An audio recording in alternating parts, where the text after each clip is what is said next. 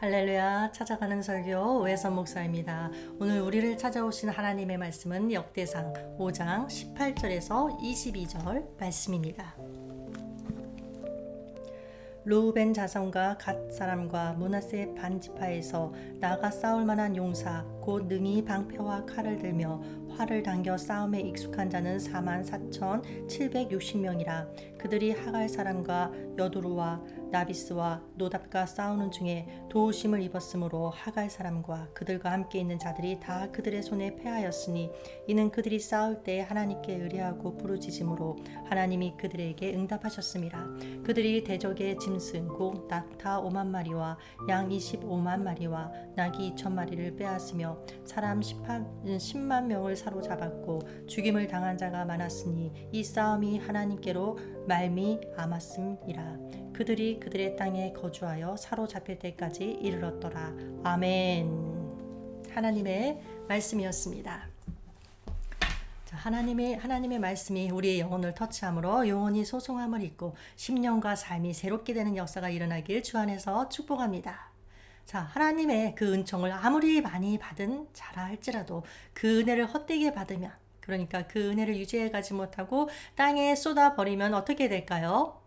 궁극적으로는 패망에 이를 수밖에 없습니다. 그래서 은혜를 받는 것도 중요하지만 받은 그 은혜를 내 안에 잘 간직하고 믿음이 변절되지 않도록 하는 것, 처음과 나중이 동일한 것이 매우 중요합니다. 하나님 앞에서 처음에는 시작을 잘했지만 나중에는 믿음을 버린 그런 자들의 비참한 말로가 성경에서는 여러 곳에서 나타나고 있어요. 예를 들면 이스라엘의 초대 왕 누구죠? 네, 사울이요. 사울이 인본적인 생각에 사로잡혀서 하나님을 등지고 말았던 사울 왕, 그리고 예수 그리스도의 제자로 선택되었지만 돈의 노예가 되어서 예수님을 팔아넘긴 가룟 유다, 이런 예를 통해서 우리가 알 수 있듯이 배신자들의 말로는 비참하고 아주 처절합니다. 그래서 우리의 믿음 생활에 있어서 가장 중요한 것 무엇이냐? 처음과 나중이 동일해야 한다는 것입니다. 처음 받은 은혜를 쏟아버리면 안 된다는 것입니다. 첫사랑을 잃어버리면 안 된다는 것입니다. 안 된다는 것입니다. 그러기 위해서는 어떻게 해야 하는가? 우리 오늘 말씀을 통해서 한번 배워보겠습니다. 오늘 본문에는 이스라엘의 12지파 중에서 세 지파, 르우벤, 갓, 므낫세 지파의 반, 그러니까 전체가 아닌 반, 그래서 므낫세 반지파라고 하죠. 이 세 지파가 나옵니다. 이 세 지파의 공통점은 무엇일까요? 하나님께서 주시겠다고 약속하신 땅은 어느 땅이죠? 가나안 땅이에요. 그런데 이들은 가나안이 아닌 요단 동편의 땅을 얻은 지파들입니다. 요단강을 건너기 직전에 시온과 옥을 진멸해서 요단 동편의 땅을 정복하게 되는데 그 땅을 자신들의 기업으로 달라고 요구한 것입니다. 그 이유는 민수기 32장 1절을 보면 이렇게 나옵니다. 르우벤 자손과 갓 자손은 심히 많은 가축대를 가졌더라. 그들이 야셀 땅과 길라 땅을 본즉 그곳은 목축할 만한 장소인지라. 가축이 많은 그들에게 그곳은 목축하기 아주 좋은 곳이었습니다. 그래서 요단 동편에 정착하겠다고 모세에게 요구하고 그곳에 정착한 것입니다. 그런데 요단 동편은 매우 기름진 곳이었지만 요단 서편과는 달리 지리적 방어수단이 거의 없었습니다. 그래서 외부로부터 침략의 위험을 안고 살아가야만이 했고, 이에 따라 요단 동편 지파들은 자신들의 생존을 위해서 서로 단결하지 않으면 안 됐습니다. 그런 상황 가운데 오늘 본문에는 요단 동편 그 지파들이 세 지파가 연합함으로 하갈 연합군과 싸워서 승리한 내용이 나오고 있습니다. 그런데 승리하게 된 결정적인 이유는 무엇이었는가? 이에 대해서 성경은 이렇게 말합니다. 하나님의 도우심을 입었으므로, 그래서 승리할 수 있었다. 20절 말씀이죠. 도우심을 입었으므로 하갈 사람과 그들과 함께 있는 자들이 다 그들의 손에 패하였으니 이는 그들이 싸울 때 하나님께 의뢰하고 부르짖음으로 하나님이 그들에게 응답하셨습니다. 자, 여기서 도움을 주다라는 말의 히브리어 원어의 뜻을 구체적으로 살펴보면 무엇이냐 하면 군사적인 도움을 주다라는 의미입니다. 그러니까 하나님이 싸울 방법을 가르쳐 주시고 지휘해 주셨다는 의미입니다. 당시 요단 동편에 있는 지파들 가운데서 싸움에 나갈 만한 자들 몇 명이라고 하나요? 4만 명 조금 넘었습니다. 반면 하갈 연합군은 10만 명에 달했다고 합니다. 이와 같은 하갈 연합군의 수적 우세만 봐도 절대 어림없는 일이었습니다. 승리할 수 없습니다. 이런 현실 앞에 요단 동편 지파들은 하나님께 어떻게 합니까? 의뢰하고 부르짖었습니다. 그들은 가나안 정복 전쟁 때 여호수아가 싸우는 방식을 보았던 것입니다. 하나님께 자문을 구하고 하나님이 가르쳐 주신 방식대로 싸웠더니 승리하더라라는 것을 경험적으로 알고 있었습니다. 그래서 그들도 하나님을 의지하고 싸우면 승리할 수 있다는 확신을 갖게 되었고 마침내 완전한 승리를 거둔 것입니다. 그런데 중요한 건 이제부터입니다. 이 승리의 기사 바로 뒤에 어떤 기사가 나오고 있는지 아십니까? 요단 동편 지파들이 아수르의 침공을 받아 망하고 아수르 땅에 포로로 간 사실이 기록되어 있습니다. 이것은 요단 동편 지파들이 하나님을 의지해서 하갈 연합군을 물리쳤다는 바로 앞에 있는 그 기록과는 정반대되는 내용입니다. 자, 26절 한번 볼게요. 그러므로 이스라엘 하나님이 아수르 왕 불의 마음을 일으키시며 아수르 왕 디글라 빌레셀의 마음을 일으키시매 곧 루벤과 gad과 므낫세의 반지파를 잡아 할라와 하볼과 하라와 고산 강가에 옮기신지라. 그들이 오늘까지 거기에 있습니다. 왜 아수르의 포로로 가는 그런 일이 일어났을까요? 25절에 그 답이 있습니다. 그들이 그들의 조상들의 하나님께 범죄하여 하나님이 그들 앞에서 멸하신 그 땅 백성의 신들을 간음하듯 섬긴지라. 자, 하나님의 축복을 받아서 번성하게 되자 그들은 점차 하나님을 의지하는 대신 무엇을 의지합니까? 자신들의 힘을 더 신뢰한 것입니다. 한 걸음 더 나아가서는 하나님을 버리고 이방의 우상을 섬기게 되었습니다. 그 결과 하나님은 그들에게서 모든 은혜를 거두시고 그들을 아수르의 포로가 되게 하신 것입니다.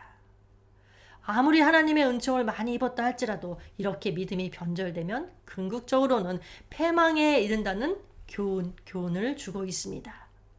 그런데 믿음이 변절되지 않고 받은 은혜 그대로 가는 것이 쉽지만은 않은가 봅니다. 성경의 여러 곳에서 이것을 증명해 주고 있죠. 그럼 왜 처음과 나중에 이렇게 다를까요?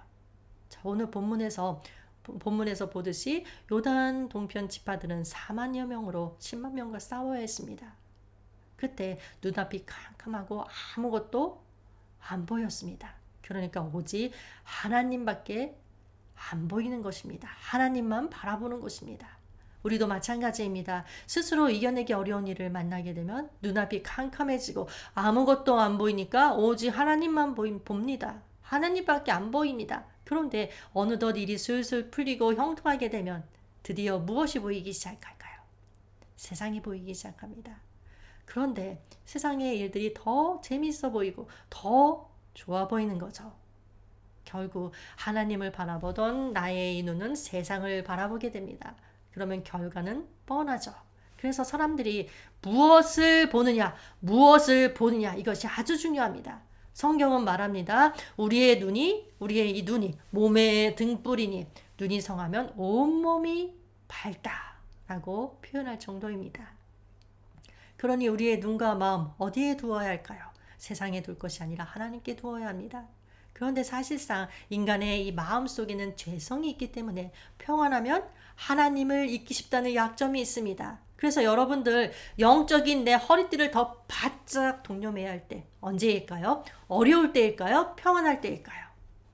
평안할 때라는 것을 명심하셔야 합니다. 평안할수록 그리고 별 어려움 없이 모든 일들이 술술술술 잘 풀릴수록 내가 하나님을 더 갈망하고 하나님을 찾고 하나님을 구해야 합니다. 이것이야말로 진짜 영적 능력이고 영적 실력입니다. 우리는 흔히 뭔가 이 눈에 보이는 기적적인 일이 일어나야 영적인 능력이 있고 신령한 사람이라고 생각합니다. 그러나 그렇지 않습니다. 진짜 영적 실력은 평안할 때, 그리고 아무 일도 없을 때, 바로 그때 하나님을 내가 갈망하며 더 찾고 구하는 것. 이것이 진정한 영적 능력이고 실력입니다. 왜일까요? 왜냐하면 인간의 속성상 평안한데도 내가 하나님을 갈망한다는 것은 내 전 인격이 하나님께 드림받고 내가 하나님께 붙들려 있다는 증거가 되기 때문에 그렇습니다. 자, 여러분들 누구나가 언젠가 한 번쯤은 하나님께 내 온 마음과 삶을 드리면서 첫사랑을 불태웠을 때가 있었을 것입니다. 그런데 요단 동편의 그 지파들처럼 처음 시작을 잘했다 할지라도 나중까지 잘하는 법은 없습니다. 그럼 어떻게 해야 나중까지 잘할 수 있을까? 내가 믿음 생활을 잘하고 있는지 알려면 무엇을 보면 알 수 있는가? 나에게 하나님을 향한 갈망과 부르짖음이 있는지 살펴보아야 합니다. 20절 말씀 다시 한번 볼게요. 하나님께 의뢰하고 부르짖음으로 하나님이 그들에게 응답하셨더라.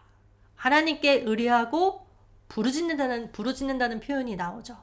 하나님께 의뢰한다는 것. 먼저 하나님께 의뢰한다는 것은 일단 하나님을 믿는 믿음이 있어야 가능합니다. 그런데 여러분들 믿음이 있다고 해서 누구나가 다 부르짖으며 기도하는 것은 아닙니다.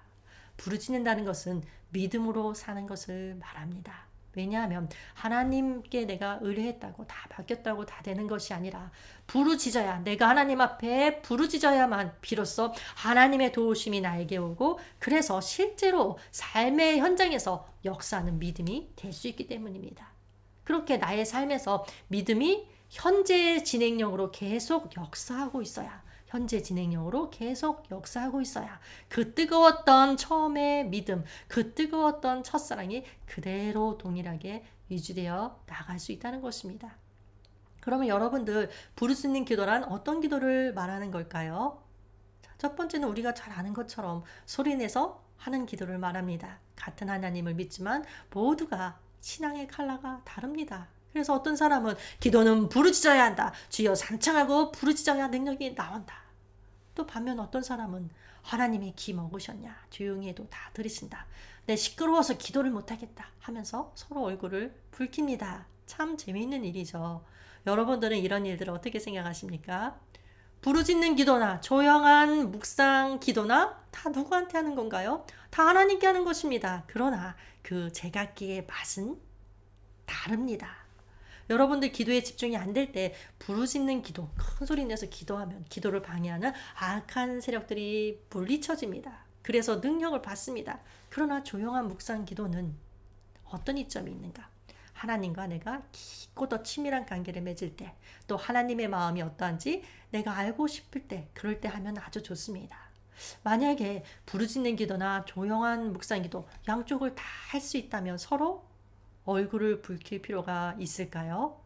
없습니다.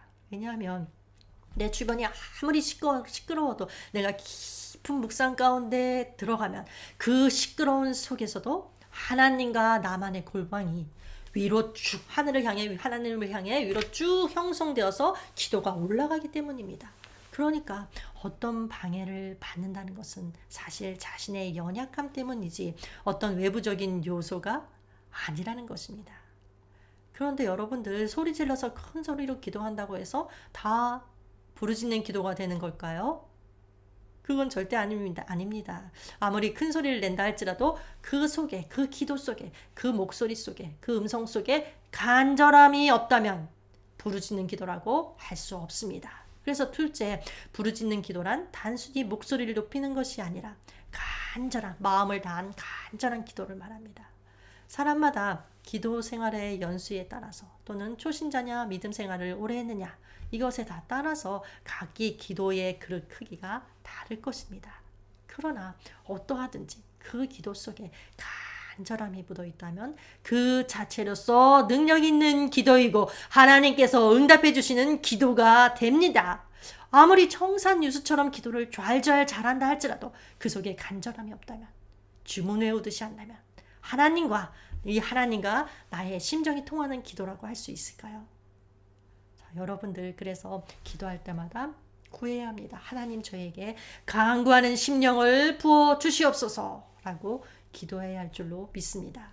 바로 이게 다윗이 했던 기도이죠. 그런데 우리의 기도 생활을 되돌아보면 사실 날마다 하는 기도의 내용이 거의 똑같습니다. 그래서 혹시 나의 기도가 중언부언하는 기도는 아닐까? 걱정이 될 때도 있습니다. 예수님께서도 말씀하셨죠. 분명 중언부언하지 마라. 한 말 또 하고 또 하고. 그러나 여러분들 중언부언이라는 것은 단순히 한 말을 또 하고 또 한다는 의미보다는 마음이 없는, 간절함이 없는 형식적인 기도를 말합니다. 그래서 여러분들 날마다 똑같은 기도를 한다 할지라도 내가 간절함으로 나아가면 그것은 중언부언이 아닙니다. 같은 내용일지라도 날마다 새로운 기도가 되는 것입니다. 왜냐하면 날마다 새롭게 하나님의 영이 부어지기 때문에 내가 새로운 마음으로 드리는 기도가 되는 것입니다. 자, 하나님의 영이 부어지기 때문에 반복적인 똑같은 내용의 기도이지만 간절함을 가지고 기도할 수 있다는 것입니다. 그렇지 않으면 형식적인 주문 외우는 듯한 기도가 되어버리겠죠. 그런데 사실상 기도를 하려고 해도 간절하게 잘 되지 않는 경우가 허다합니다. 나는 믿음이 있는데, 그래서 내가 기도하고 싶은데, 기도하려고 하는데 왜 기도가 잘 안 되는 걸까요? 왜일까요? 믿음이 있다 할지라도 기도는 저절로 되는 것이 아니기 때문에 그렇습니다. 여러분, 기도는 훈련이 필요합니다. 기도에 있어서 어느 부분 내 의지가 필요하지만 조금 더 기도에 들어가게 되면 내 힘과 의지가 아닌 성령의 도우심이 있어야만 가능하기 때문입니다. 내가 간절함을 가지고 나아갈 때 성령님의 도우심이 있고 성령님의 도우심이 있어야 더 간절하고 더 깊은 기도 속으로 들어갈 수 있게 되는 것입니다. 예수님께서도 육체에 계실 때 간절하게 기도하셨다고 합니다. 히브리서 5장 7절을 보면 그는, 그러니까 예수님이죠. 예수님은 육체에 계실 때 자기를 죽음에서 능히 구원하실 이에게 심한 통곡과 눈물로 간구와 소원을 올렸고 그의 경외하심을 인하여 들으심을 얻었느니라. 심한 통곡과 눈물로 기도드릴 만큼 간절하게 예수님께서 기도하셨다는 것입니다. 그리고 그 결과 들으심, 즉 응답을 받았습니다. 기도는 예쁘게만 하는 것이 아니라 간구와 소원을 아뢰되 통곡과 눈물로써 올려드리는 것입니다. 하나님 앞에 올바르게 살지 못하는 나 자신을 바라보며 통곡해야 하고 또 예수님을 알지 못하는 불쌍한 영혼들을 위해 부르짖을 줄도 알아야 합니다. 오늘 주님께서는 우리에게 말씀하고 계세요. 나를 의지하고 부르짖으라. 내가 네게 응답하겠고 네가 알지 못하는 크고 은밀한 일을 네게 보이리라. 나는 이를 행하며 그것을 만들며 성취하는 여호와니라. 아멘. 기도하겠습니다. 하나님 아버지, 저희들의 믿음이 약해지거나 변질되지 않도록 늘 주님의 말씀 앞에 서 있게 하시고 또한 하나님 앞에 간절하게 부르짖을 줄 아는 기도의 사람이 되도록 인도하시고 도와주시옵소서. 예수님의 이름으로 기도합니다. 아멘.